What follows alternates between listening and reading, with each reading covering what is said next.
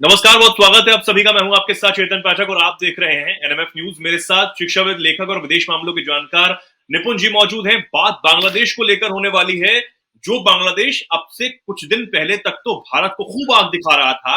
भारत के खिलाफ षड्यंत्र वहां पर रचा जा रहा था।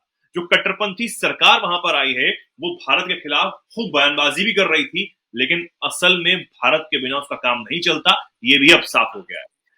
भारत से चावल की डिमांड की गई थी, जो कि अब दिलदार भारत ने पूरी भी की है।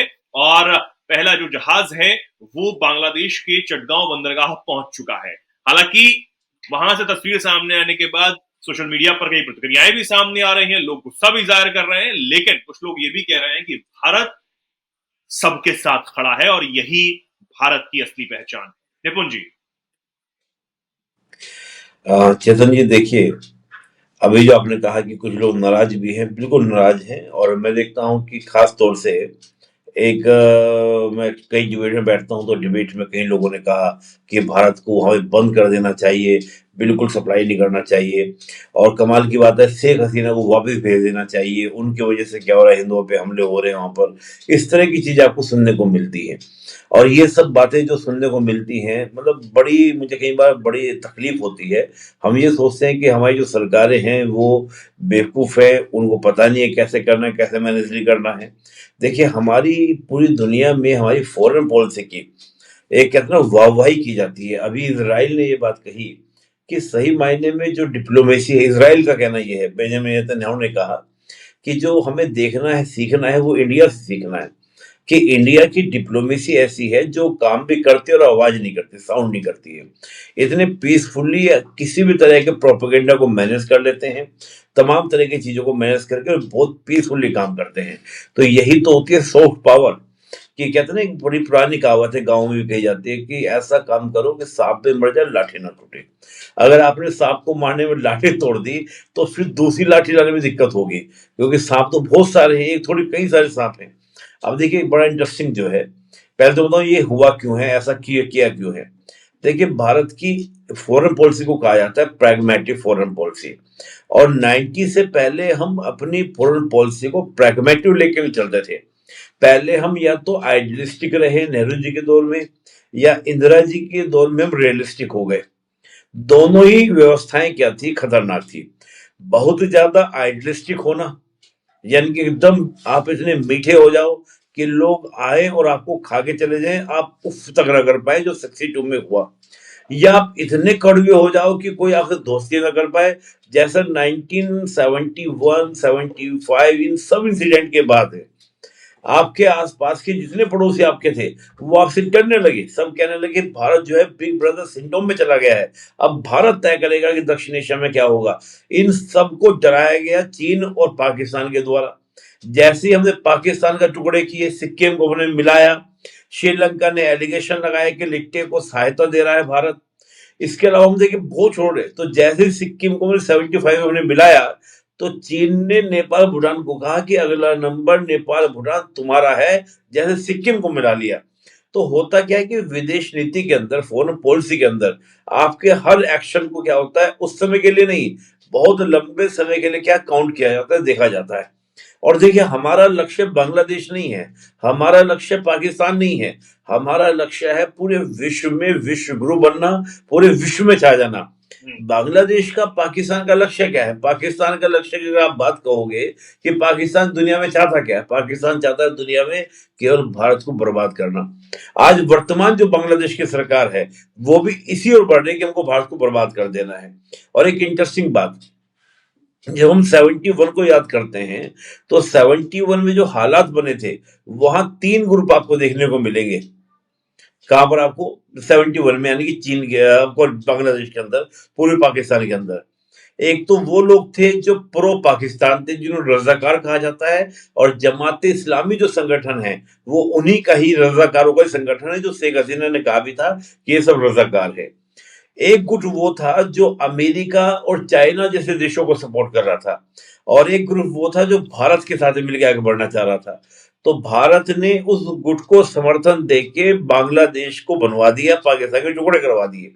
अगर हम उस समय, अगर उस ग्रुप की मदद ना करते, यानी कि शेख मुजीबुर रहमान की मदद ना करते, तो ये हो सकता था या तो वो पाकिस्तान के साथ ही अलाइन रहता या फिर अमेरिका चाइना वाला जो ग्रुप था उसमें क्या वो शामिल हो जाता। आज जो स्थिति है बांग्लादेश की, आप समझिए कि बांग्लादेश ऐसी राह पे चल चुका है कि उन्हें पता है कि वो मूर्खता कर रहे हैं, वो महामूर्खता कर रहे हैं, वो जानबूझकर ऐसी ऐसी बातें कर रहे हैं जिनका कोई सिर पैर नहीं, जैसे कि उड़ीसा हमें दे दो, बंगाल हमें दे दो, मतलब मजाक कर रखी है इन लोगों ने, जो जो कर सकते हैं वो कर रहे हैं। ये वैसा ही है जैसे कहना ओछा चना बाजे गाना, जिनकी कद छोटा होता है वो बड़ी बड़ी बातें करते हैं तो लोग उसको सीरियसली लेते नहीं है, ऐसी ही घटनाएं कर रहे हैं। लेकिन भारत का कद बहुत बड़ा है, भारत का कद इतना है जो ग्लोबली है, तो भारत कभी भी ऐसी बेवकूफी ना समझने वाली बातें नहीं करता है। भारत डिप्लोमेटिक तरीके से बात करता है। और देखिए दूसरा, अब उन्होंने हमसे कहा कि हमको चावल दे, तो कि ये बात फैक्ट है, बांग्लादेश में चावल महंगे तो सरकार गई, चावल की कमी तो सरकार गई, ये सीधा सीधा बांग्लादेश में कहा जाता है। अब चावल की एफिशिएंसी है, वहां पे इश्यूज क्रिएट होंगे, तो बांग्लादेश सीधा ये कहेगा कि देखो भारत ने हमको चावल नहीं दिया, भारत ने सप्लाई बंद कर दी, तो वहां पर जो एक अग्रेशन है भारत के अगेंस्ट वो और ज्यादा क्या होगा बढ़कर सामने आएगा। और खास तौर से जो शेख हसीना गवर्नमेंट ने, अवामी लीग के कार्यकर्ताओं ने, अवामी लीग के नेताओं ने जो वहां का सेकुलर फैब्रिक बना के रखा था, उनको भी दिक्कत पैदा होगी, उनको भी इश्यूज क्रिएट होंगे उस फैब्रिक को बनाए रखने में। हालांकि आज उनकी कोई सुन नहीं रहा है, लेकिन ऐसा थोड़ी है ना कि वो सुनेंगे नहीं।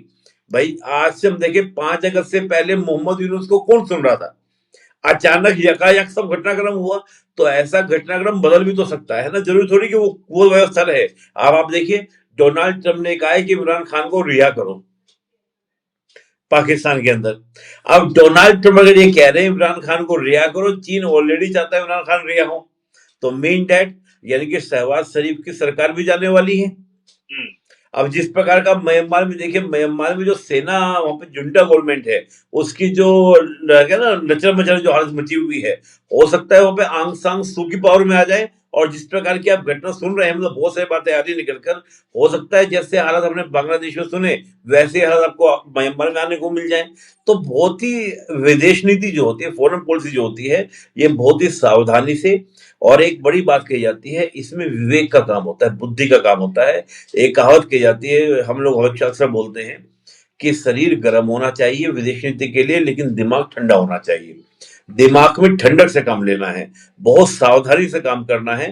तो ये हमारी जो नेवर फर्स्ट पॉलिसी है, पड़ोसी पहले की जो नीति है, देखिए बांग्लादेश था, भले ही वो क्षेत्र कभी हमारा क्षेत्र था, फिर वो पाकिस्तान का क्षेत्र हुआ, आज वो बांग्लादेश। मैं एक लाइन बोल रहा हूँ चेतन जी, एक बड़ी इंटरेस्टिंग लाइन बोल रहा हूँ। बांग्लादेश कभी हमारा हिस्सा था, वो क्षेत्र था, कभी वो पाकिस्तान का हिस्सा था, वो इंडिपेंडेंट है, यानी कि वो जो क्षेत्र है वो था, है और रहेगा। उस क्षेत्र का वो अलग बात है कि मैप में परिवर्तित हो जाए, कभी वो भारत के साथ है, कभी पाकिस्तान, और कभी बांग्लादेश अलग देश हो सकता है अगर वो भारत के साथ आ जाए।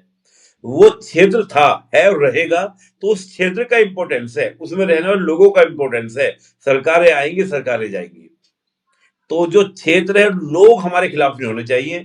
इसको करने का प्रयास जो है भारत सरकार हमेशा करती है कि चीजें बदलती हैं, आती हैं, लोग आते हैं, नेता आते हैं, बदलते हैं, लेकिन लोग और क्षेत्र वो वही रहता है। नहीं बिल्कुल जी सही बात है, लेकिन सबसे बड़ी बात यह है कि वहां पर जो कुछ लोग इस वक्त सरकार चला रहे हैं, जो कुछ कट्टरपंथी मानसिकता वाले जो लोग वहां पर हावी हैं और भारत के खिलाफ तैयारी कर रहे हैं, भारत के खिलाफ तमाम साजिशें रच रहे हैं, वो है तो पाकिस्तान के साथ, और पाकिस्तान इसका भरपूर फायदा भी उठा रहा है। पाकिस्तान को ये पता है कि अगर ये हमारे साथ है तो हमें आसानी हो जाएगी भारत के खिलाफ तमाम साजिशें रचने की, और पाकिस्तान की फितरत ही यही है कि वो आतंकवाद फैलाता है।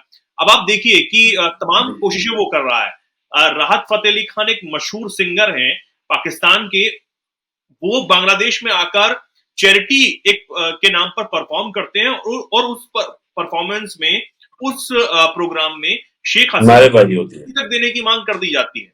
यानी कि पाकिस्तान का पूरा पूरा हाथ है, पूरा समर्थन। और आप देखिए कितनी कितनी सोच है कि उस कार्यक्रम से पहले एक वीडियो जारी किया जाता है, और उस वीडियो में साफ तौर पर यह कहा जाता है कि पाकिस्तान और बांग्लादेश की दोस्ती ऐसे ही बढ़ती रहे।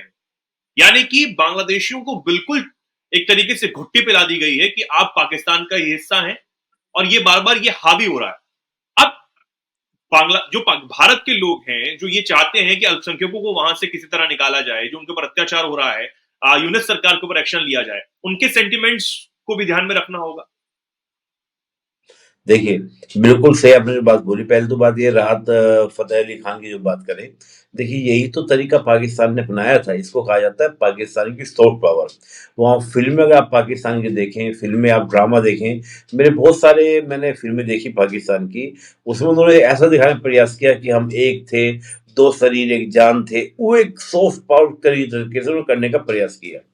ये कोई बड़ी बात नहीं है। देखिए ये इस तरह की चीजें हैं कि आप अगर पाकिस्तान से पूछो पाकिस्तान का इतिहास, आज सुबह मैं एक चैनल पे था तो उन्होंने कहा कि पाकिस्तान का इतिहास अलग है, भारत का इतिहास अलग है। तो मैंने कहा अच्छा चलो एक बात बताओ, आज से 75 साल पहले इतिहास बताओ तुम अपना।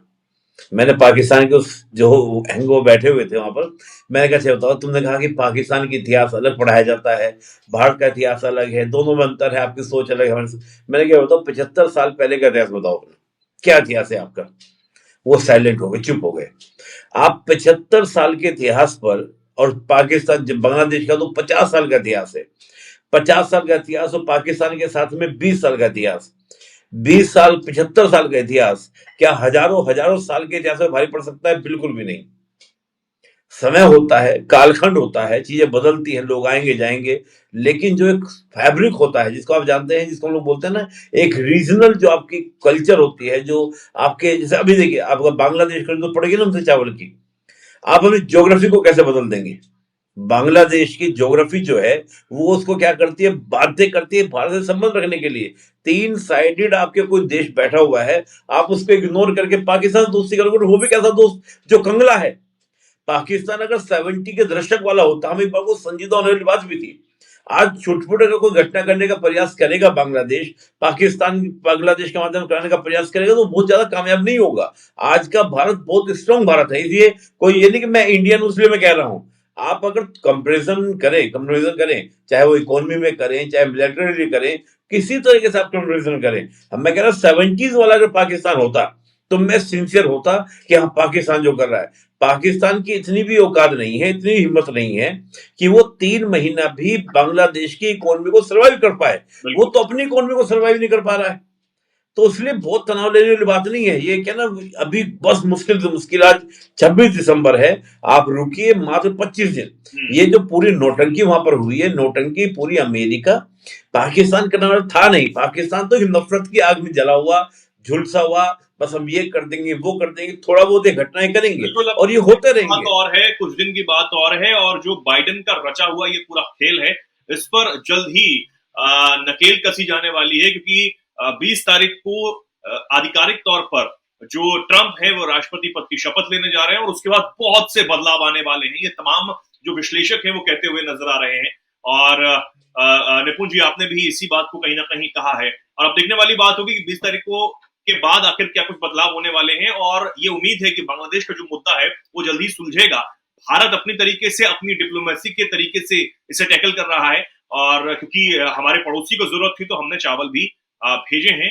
ये पाकिस्तानियों की जो चालबाजी है ये सबको पता है, जग जाहिर है, दुनिया जानती है, और इसमें कुछ छुपा हुआ नहीं है। और किस तरीके से वो मात खाते हैं भारत के आगे, ये भी सब जानते हैं। फिलहाल के लिए बहुत बहुत धन्यवाद निपुण जी, आपका हमारे जुड़ने के लिए। हमारे दर्शकों का बहुत बहुत धन्यवाद। आप भी ऐसे ही जुड़े रहिए, तमाम जानकारियों के लिए, खबरों के लिए देखते रहिए एनएमएफ न्यूज। नमस्कार।